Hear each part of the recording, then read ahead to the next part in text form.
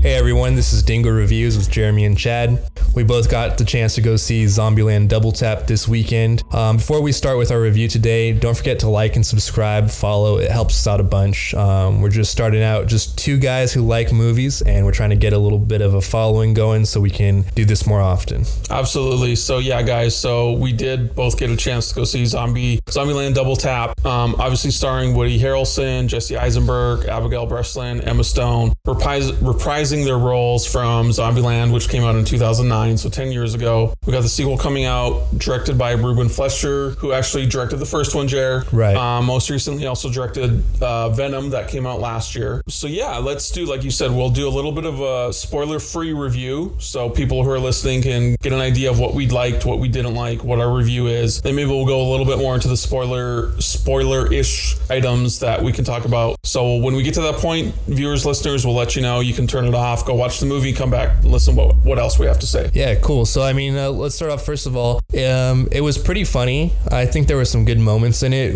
Did you think that it was like laugh out loud funny? There were a lot of points that I did find laugh out loud. I thought it went very well, kind of the same way exactly as the first one. Like, there were a lot of good points. There were, some good tension points, that sort of thing. If you like the first one, you're gonna love this one. Yeah, I enjoyed it. It was just silly fun. Yeah. Nothing serious. I would say though, I didn't enjoy it as much as the first one. I think the first one was fresh and new. It hadn't really been done before. Right. This one was not as funny, I thought, although still enjoyable. I still liked definitely it. Still enjoyable, and I agree with that sentiment, Jared. And I also think too, we waited 10 years for the sequel, and I wasn't, I got exactly what I was expecting going in. I was kind of hoping for almost like a little bit more though, right? Like, yeah. You're waiting 10 years for the sequel. I wanted a lot more kind of maybe explosions and just double the stuff that you did in the first one. Yeah, I think the action could have been ratcheted up a notch. For sure. With that being said though, I still think, like you said,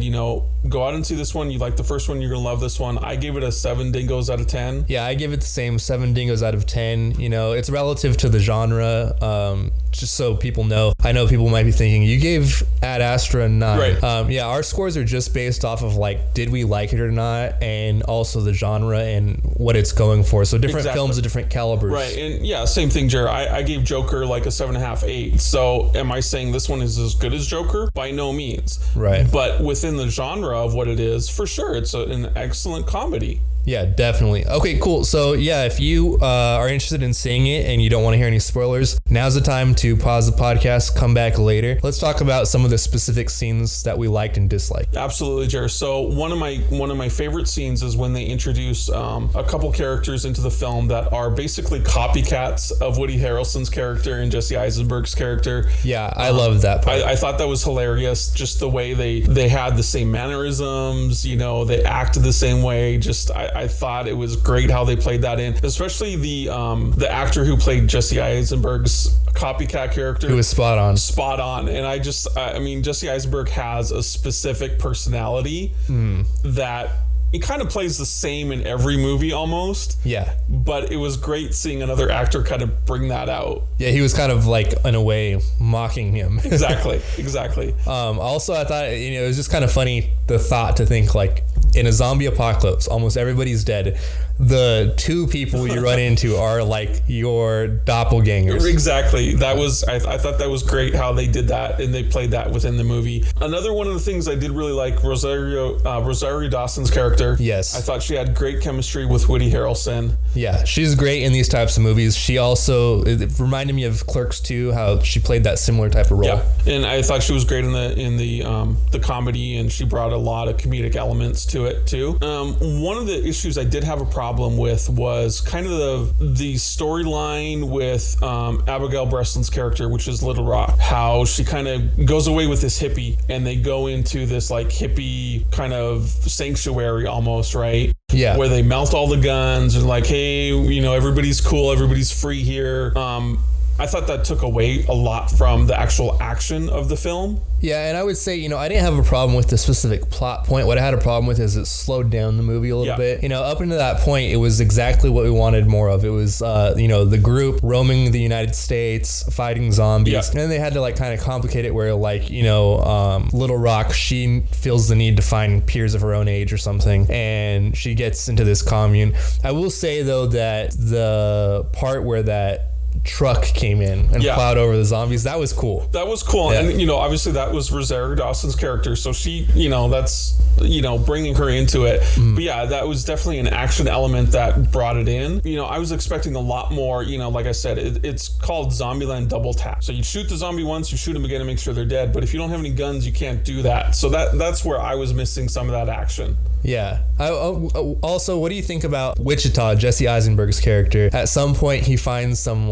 mall girl, right, hiding in the freezer, and they have a thing. That character didn't really do much for me. I know she was playing a stereotypical blonde valley ditzy kind of girl. Yeah, but to me, it wasn't funny.